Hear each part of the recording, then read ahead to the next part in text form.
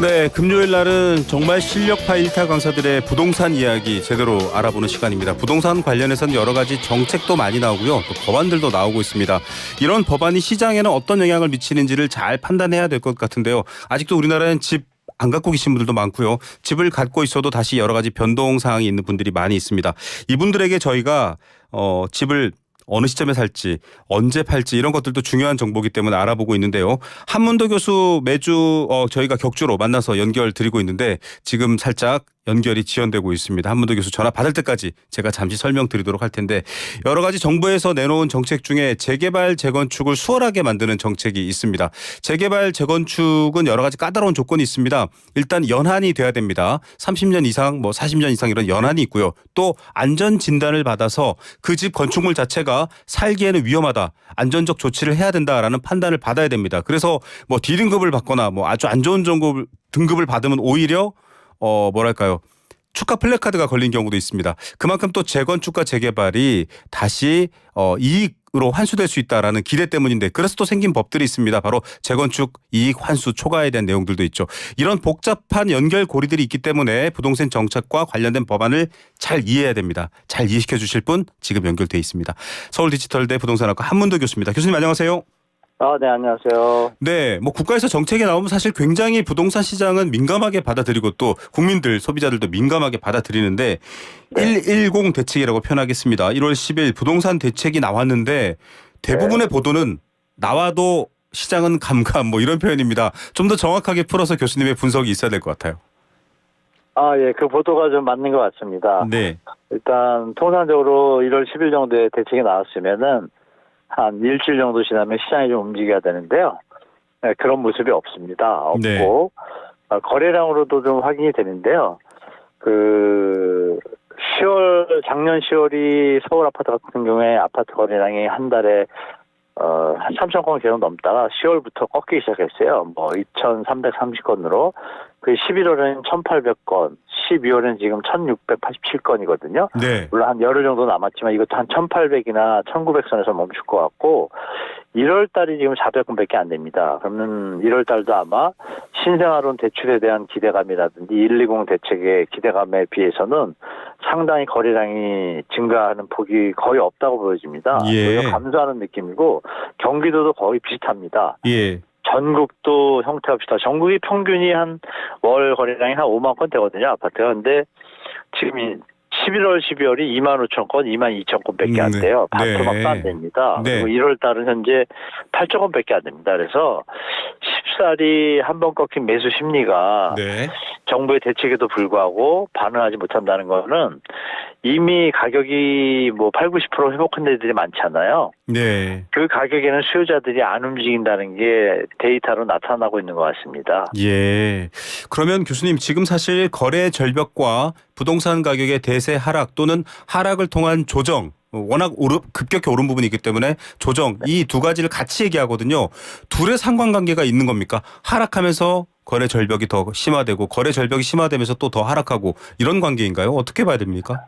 네. 거래 절벽이 이어지다가 이제 하락 어떤 바닥이라는 그 수준의 가격이 다다르게 되면 네. 매수자들이 이제 구매에 나서기 시작합니다. 아직 시점이 아니다 이렇게 봐야 되는군요. 네. 그러니까 당분간은 거래량이 감소하다가 조금 더 하락한 다음에 또 감소하다가 거래 절벽이 와서 또 가격이 한번 조정을 받고 이런 것들이 이어지다가 네. 언제가 될지 모르지만요. 네. 사람들이 수요자들이 생각할 때 합리적이고 내가 부담할 수 있는 가격이다라는 수준이 되면 그때부터는 이제 거래량이 늘어납니다. 예. 그래서 제가 볼 때 이런 현상은 당분간 최소 1, 2년은 이어지지 않을까 저는 그렇게 보고 있습니다. 예, 이런 상황이 1, 2년 이어진다. 한문도 교수님 분석인데요. 당장 정말 급하게 집을 구해야 되는 무주택 실수요자 분들은 이런 상황들을 좀 잘 읽어보셔야 될 것 같고요. 좀 그래도 집을 거래해서 시세 차익을 노리시는 분들도 있는데 지금 정부가 취득세, 양도세, 종합부동산세의 중과세 저희가 오늘 퀴즈에도 내드렸는데 이 관련된 세금을 대폭 줄였습니다. 시장을 좀 살리겠다라는 의지로 봐야 됩니까? 그쪽보다는 더 경착륙하는 걸 막겠다는 의지로 해석하는 게 맞는 것 같습니다. 가격이 더 지금은. 급격히 떨어지는 걸 막겠다 이런 의도로요. 네네. 지금 아시겠지만 급매, 투매 현상이 일어나는 거라고 아직까지는 속단하기는 이르지만 네. 서울의 매물 물량이 작년 7, 8월에 7만 건을 넘고 8만 건 찍었다가 예. 좀처럼 매물량이 줄고 있지 않습니다. 거래가 네. 없다 보니까. 그렇다 보면은 그 매물량이 이번 대책 같은 경우에 나오게 되면 네. 시장이 앞으로 상승할 거라고 예측하면은 매물이 감소를 하거든요. 예. 근데 그런 현상이 거의 없습니다. 예. 그러니까 쉽게 말하면 소유자분들조차도 주택 가격이 더 상승하기에는 역부족이라고 판단하는 분들이 많다는 거죠. 예. 그러니까 그런 부분을 생각하시면은 이런 어떤 거래량 감소와 하락 장세는 당분간 이어질 거고 정부가 대책을 낼 때마다 네. 일시적인 반등은 분명히 있을 겁니다. 예. 있지만은 예전에 원희룡 장관이 얘기했던 것처럼 네. 적정적인 안정적인 주택가격 수준까지 내려가려면 아직도 하락을 좀 더 해야 되거든요. 예. 조정을.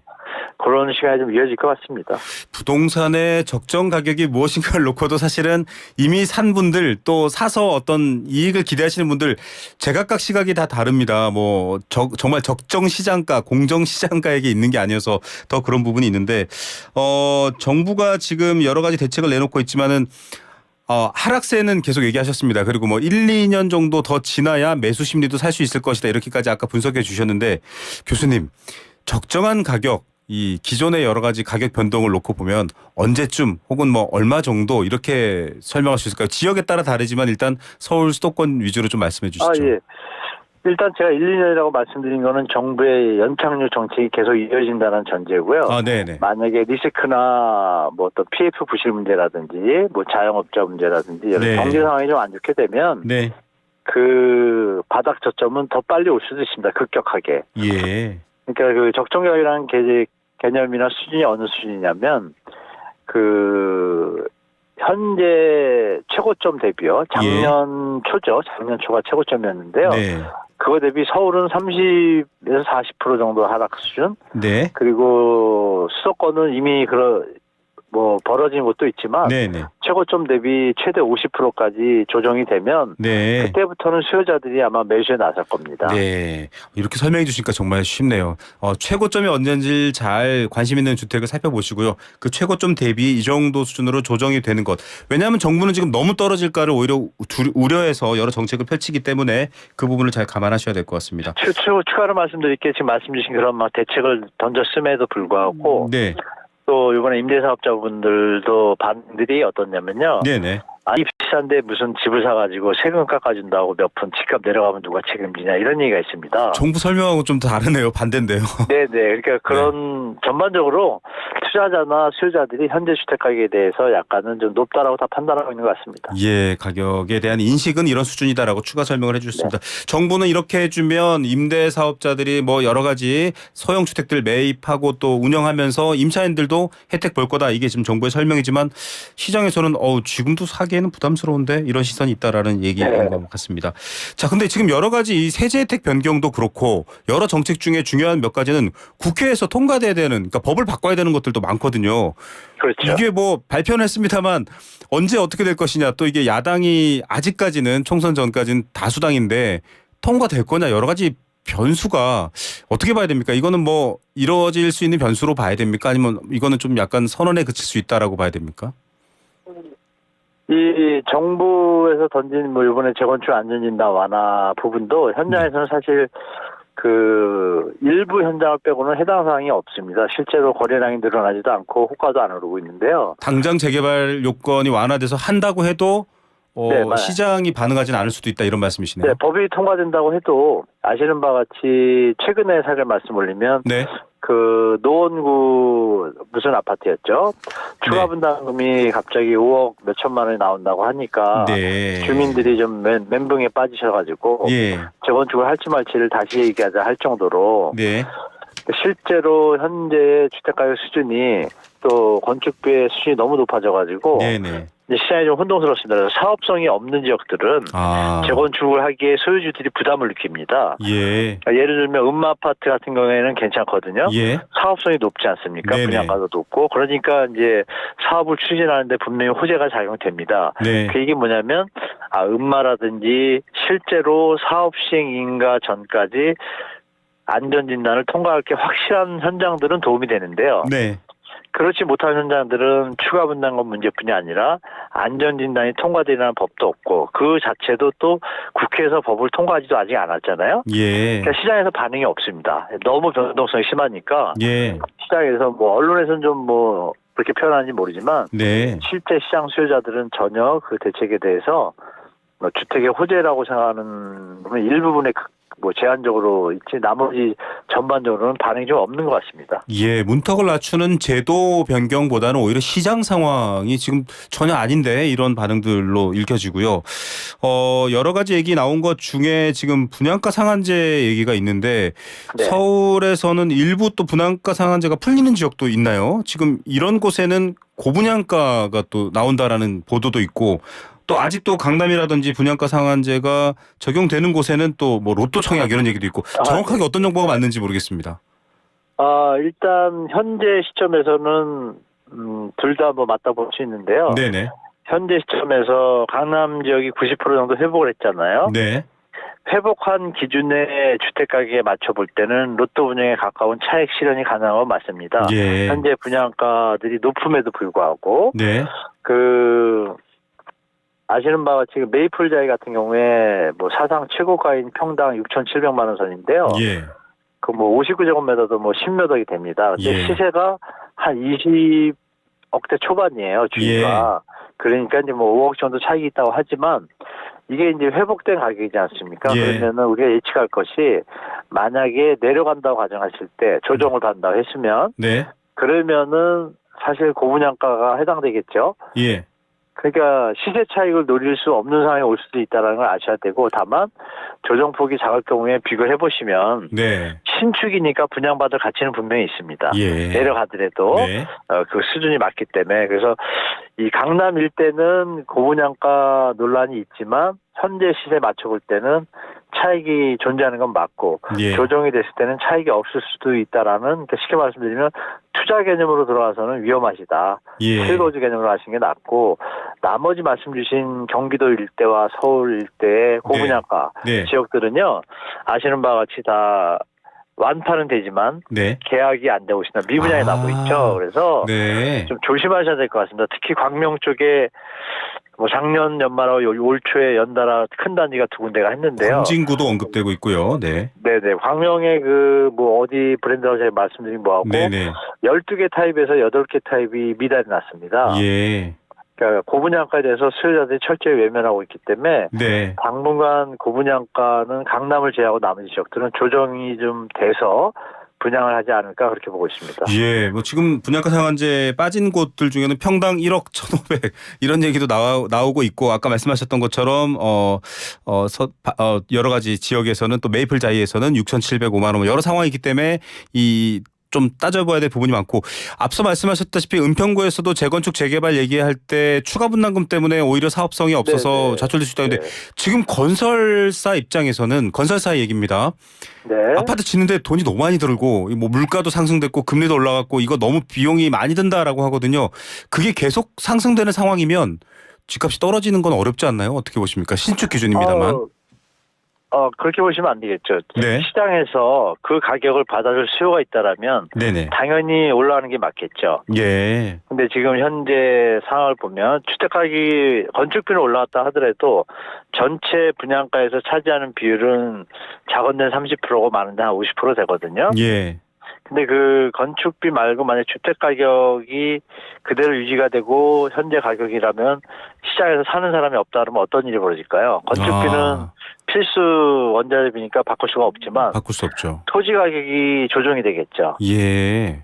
그런 현상이 앞으로 벌어질 가능성이 많아서 예전에 2010년도 11년도에 착한 분양가라는 것은 이제 조합원들이 네. 건축비는 바꿀 수가 없으니까 예. 전체 분양가, 즉 말하면 이제 토지의 어떤 가격에 기준을 좀 낮춰서 분양가를 낮춘 거거든요. 예. 그래서 이제 분양을 했던 시절도 있지 않습니까? 그러면 요번에도 만약에 고분양가에 대해서 미분양이 나오는 지역들은 아마 분양가 조정이 다시 들어가지 않을까라고 저는 보고 있습니다. 예, 여러 가지 지대 문제도 고려해봤어야 되는 거군요. 자, 그리고 여러 가지 얘기 중에 또 특례 대출 얘기도 나오는데, 지금 이건 좀 오늘 다른 뉴스인데 교수님께서 보셨을지 모르겠습니다. 다자녀 가구들은 신생아 특례 대출과 봤을 때 평수 제한이 있다고 하네요. 그래서 네네. 오히려 필요한 거는 식구수가 많으니까 더 큰 평수인데 그렇게 할 수 없다라고 하는데 이건 좀 정확하게 판단을 해주셔야 될 것 같습니다. 뭐 이게 제도상 어쩔 수 없이 만들어 놓은 걸까요? 일단 뭐 완벽하게 안을 갖다가 신생아 특례론에 대해서 네. 확정안을 발표한 건 아니지 않습니까? 네, 그렇죠. 네, 언연히 좀 지금 말씀 주신 것처럼 실제 수요자들한테 도움이 되기 위해서 만든 것인데 그것이 불합리한 점이 있다라면 아마 국토부에서 네. 이런 부분들은 우리 시청자분들이 민원을 넣거나 여러 가지 네. 경로를 통하면 또 이렇게 방송에서 다루시다 보면 네. 아마 국토부에서 최종적으로 신생아론이 네. 이제 1월 말부터 아마 시행될 텐데요. 그렇죠. 그 전에 한번 대책이 또 나올 수도 있지 않을까라고 좀 기대해 봅니다. 예.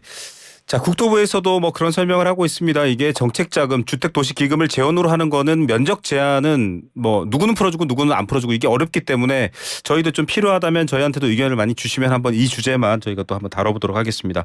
그리고 서울 중저가 아파트가 지금 뭐 앞서도 거래 절벽 분위기를 말씀드렸지만 역대 최저다 뭐 굉장히 이런 얘기가 나오고 있습니다. 왜냐하면 중저가는 이미 구축, 지어진 아파트를 사고 파는 경우도 많은데 어떤 상황인가요, 교수님?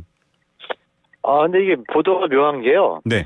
서울의 그 유거 아파트의 숫자가 일단 전체 네. 비중에서 작습니다. 없나요, 이제? 근데 이 데이터를 네. 이제 보도가 6억 원 미만 비중이 역대 최저라는 표현 자체가 기준을 잘못 잡은 거죠. 네. 중저가라고 하면 서울 같으면은 일단 9억을 잡아야 되지 않을까요? 6억이 아니라 9억인가요?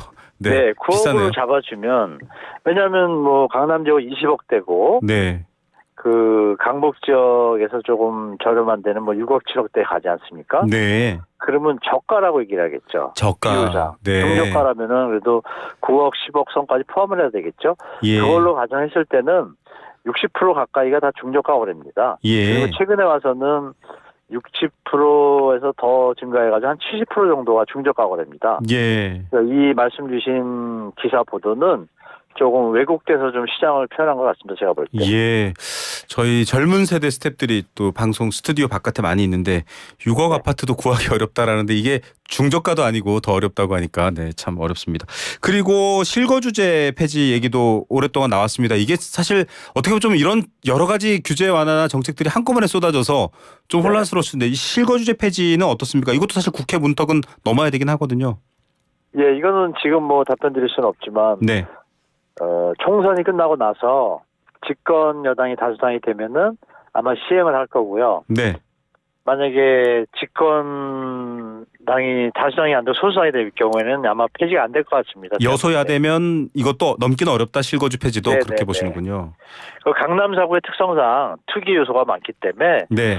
당분간 실거주 폐지는 주택 가격 안정을 위해서 필요한 정책이라고 저는 개인적으로 보고 있지 않습니다. 예. 일단 주택 가격이 안정되고 나면 네. 그때 푸는 게 맞지 않을까 그렇게 보고 있습니다. 예, 사고 파는 사람들 위주보다는 필요해서 살아야 되는 분들 위주로 간다면 실거주 정책은 조금 조심스럽게 접근해야 된다 이렇게 보시는 의견들도 있더라고요. 그리고 지금 이제 저희가 미국 관련해서 국제금융 상황도 늘 점검해 드리고 있는데 네. 금리 인하가 조금 불투명해졌습니다. 그리고 설사 미국이 네네. 떨어진다고 해도 한국은행 금통위가 떨어뜨린다라는 보장도 없는 상황입니다. 한국적 상황을 보다면 지금도 2%가 작기 때문인데 그렇죠. 이게 특히 변동금리, 이 금리의 영향을 많이 받는 분들은 임대주택, 그러니까 전세 사시는 분들이거든요. 네. 임대 사시는 분들은 좀 시장에 민감하게 반응할 것 같은데 지금 만약에 금리 인하 기대가 적용되지 않을 거라는 예측이 있다고 하면 좀 더 어려워지나요? 어떻게 전망하십니까? 일단 전세 가격이 전반적으로는 지금 하락 추세인데요. 일부 네네. 대단지나 신축 단지들만 상승 추세인데요. 예, 예. 지금 금리 인하는 당분간 쉽지 않을 것 같은 것은 뭐 시청자분도 잘 아실 거고 많이 들어서 아시죠. 또, 네. 네, 미국의 뭐 물가 상승이 잡히지 않고 있기 때문에요. 네. 또 내린다 할지라도 우리나라하고 금리차가 또 2% 갭이 나기 때문에 맞습니다. 미국이 1%를 내려도 저희는 내리기 힘든 상황이거든요. 네. 그래서 시청자분들은 전세로 계시던 뭐 대출을 받으셨던 올 한 해 금리에 대한 혜택을 받기는 좀 기대하시는 거는 좀 빠르다. 제가 볼 때는 연말 정도 가서 그때 다시 보셔야 되니까 자산 관리에 대해서는 조금 신중하게 대처하시는 게 좋을 것 같습니다. 네, 금리 환경은 특히 부동산이 중요하니까요. 여러분 신중하다라는 말, 신중해야 된다는 말 잘 새겨 들으시고요. 오늘 부동산 관련 뉴스들 중에 증여세 관련된 내용인데 이게 기사 제목이 매일경제에서 나온 기사입니다. 네. 아들아, 아빠 말고 나라 탓해라. 11억쯤 물려주는데 세금만 3억이라니까 기사 제목인데요. 이 증여세를 놓고 여러 가지 시각이 있습니다. 지금 세대 간 자산 격차가 커져서 증여세 부분 완화해줘야 된다. 그래야 또 시장도 살 수 있다라는 의견도 있고 이게 해외 사례도 그렇고 이렇게 되면은 여러 가지 좀 문제가 있다. 이게 뭐 집이나 토지가 오로지 개인의 영역으로만 봐야 되느냐 논란이 있는 것 같아요. 교수님 어떻게 보십니까? 증여세 부분은 사실 뭐 전 세계가 뭐 같은 부분인데요. 우리나라 조금 더 이제 세율이 높긴 한데요. 네. 추세는 같습니다. 뭐냐면 불로소득에 가깝지 않습니까? 어떻게 보면. 네네. 증여받는 입장에서는 그런 부분에서 일정의 세금을 내고 그 금전적인 이득을 취하는 것에 대해서 세율의 정도의 차이지. 네. 그걸 대통령이 말씀하신 것처럼 뭐 중과세를 폐지한다 이런 것들은 조금 좀 빠른 것 같고요. 예. 제가 볼 때 증여세 부분도 그렇고 상속세 부분도 그렇고 선진국 수준에 맞게 합리적으로 그냥 막연하게 뭐 국민들한테 증여세가 뭐 세다 비싸다 마치 정부가 세금을 무조건 뜯어가는 것처럼 표현하는 것보다는 네. 자격에 쓰이는 용도가 있지 않습니까? 그렇습니다. 공제도 다르고요. 국가별로. 네, 국가와 국민들한테 다 쓰는 거기 때문에 그 부분이 뭐 같이 사는 민주사회의 기본이니까 그런 부분을 볼 때 그냥 선진국 수준에 맞춰서 네. 합리적으로 증여세 구간이 선정되면 그나마 이제 지금 말씀하신 어떤 좀 볼멘 소리들도 좀 줄고 비판도 줄고 좀 안정적으로 유지되지 않을까라는 생각해 봅니다. 예, 세대 간의 사실은 이 소득 격차보다는요 자산 격차가 커진 게 최근의 경제의 특성입니다. 그래서 이런 부분들도 좀 제도를 무조건 기존의 입장만 보기보다는 좀 변화점을 찾아야 된다라는 얘기도 있고 논의를 더 해봐야 될 것 같습니다. 자, 그러나 저러나 어쨌든 청년 세대를 포함해서 무주택자들은 고민이 깊어졌습니다. 앞서 한 얘기들 교수님 말씀해 주신 것만 쭉 분석해 봐도 대략적인 마음은 나올 텐데 그래도 무주택자들에게는 매수 시점 좀 제안해 주시면 좋을 것 같아요. 어느 정도로 좀 상황을 보고 또 중요하게 고려해야 될 부분들 뭐가 있는지도 한번 지적해 주십시오. 네. 무주택자분들은 지금 시점에서 공공분양이 아마 올 봄하고 여름 올해 안에 좀 많이 나올 겁니다. 네. 좋은 지역에 좋은 가격으로. 네. 그거는 공격적으로 특히 뭐 나눔형 선택형 일반형이 있는데요. 네. 그 정부의 대출 지원이 좀 강력합니다. 예. 받아서 하시는데 도움이 되기 때문에 그걸 좀 충분히 활용하시고요. 네. 만약에 기존 주택이나 신축 민간 분양에 대해서 접근하신 분들은 지금은 사실 리스크나 뭐 부동산 PF 문제, 자영업자 문제, 또 뭐 해외 뭐 중주그룹이나 미국의 상업용부나 여러 가지 리스크들이 많고 또 전쟁 얘기도 또 있잖아요. 네. 이런 것들이 너무 좀 복잡하고 리스크들이 많이 산재해 있어서 이런 부분들이 좀 정리가 되는 시점. 제가 볼 때 한 연말 정도요. 이 정도까지 충분한 호흡을 가지시고 시장에 대처하시는 것이 그나마 좀 마음의 여유를 갖고 접하시면 제가 볼 때 큰 무리 없이 안정적인 주택 가격에 접근할 수 있지 않을까 생각해 봅니다. 네, 사실 뭐 앞서 금리 환경도 말씀해 주셨고 신중이라는 말은 이제 아주 금과 옥조처럼 어쩔 수 없이 고민해야 되는 부분이고 많이 받아들이실 것 같습니다. 총선을 앞두고 있으니까 정치권에서도 사실 방금 말씀하신 공공 관련된 주택 공급 얘기를 많이 하는데 공공 임대주택을 분양 조건으로 자녀 둘 낳으면 뭐 24평, 셋 낳으면 몇 평 이렇게 저출생에 대한 대책까지 연달아서 나오고 있는데 이런 공약들 나오면 많은 분들이 문의해 주세요. 그거 실제로 됩니까? 저 그거 기다리고 뭐 아이 막 준비해도 되나요? 이렇게 묻는 분들이 있는데 교수님 어떻게 생각하십니까? 저는 준비하는 게 맞다고 생각합니다. 네. 그래도 일단은. 준비하셔야 된다. 네. 네, 좀 공격적으로 접하시고 정부가 그래도 국민을 위해서 최선을 다할 테니까요. 네네. 특히 뭐 총선 때는 또 뭐라 그럴까요? 이렇게 국민들의 마음을 얻기 위해서 좋은 정책을 많이 내거든요. 네. 그런 부분을 긍정적으로 좀 보시는 것도 좀 필요한 시점인 것 같습니다. 그래서 공공분양은 제가 볼 때 우리 시청자분들이 조금 네. 공격적으로 접근하시면 좀 도움이 되실 것 같습니다. 예, 너무 어떤 차원에서는 이 집을 사고 얼마나 이득을 볼 것인가도 중요합니다. 많은 국민들이 고민하시는 분인데 공공주택이나 정책적 측면을 잘 활용해서 좀 내가 어렵지 않게 내 편안하게 살 수 있는 주거 환경을 조성하는 것도 고려해 봐야 될 것 같습니다. 네, 교수님 오늘 말씀 여기까지 듣겠습니다. 감사합니다. 네, 고맙습니다. 네, 지금까지 서울디지털대학교 부동산학과 한문도 교수였습니다.